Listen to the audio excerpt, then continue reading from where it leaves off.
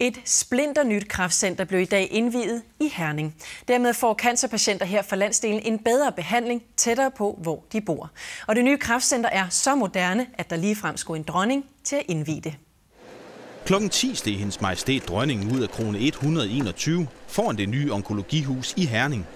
For mig er det en fantastisk dag, fordi det er en drøm, der er gået i opfyldelse, og som har været manges drøm. Der var også tid til at hilse på de mange ansatte og patienter, der var mødt op for at få et glimt af dronning Margrethe. Ja, hun siger jo goddag, ligesom du gør. Dronningen blev modtaget af regionsrådsformand Bent Hansen. Det er også regionen, der har haft spenderbukserne på.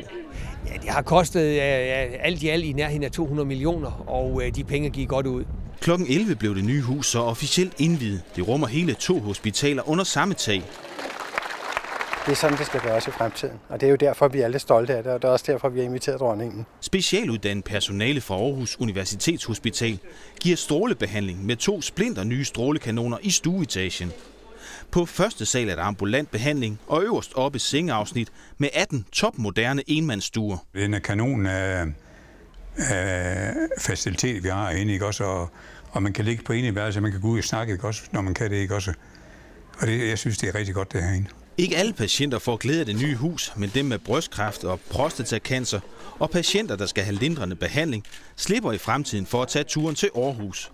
En tur, Leif Jacobsen har taget hele 30 gange. Jeg er resten nu, men jeg tænker på dem fremover. Der er det jo en kæmpe fordel, at vi får det her i Vestjylland. Hej, Carlo. For patienterne blev det også en særlig dag.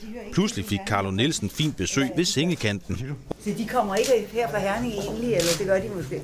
Jeg synes, det var alle tirs. Det må jeg godt nok sige. Og jeg synes, hun er meget menneskelig, når hun står herinde. Også Hendes Majestæt var glad for besøget. Jeg er meget glad for at få lov at se hospitalet, og håber, det var gå godt for det hele indsatsen der.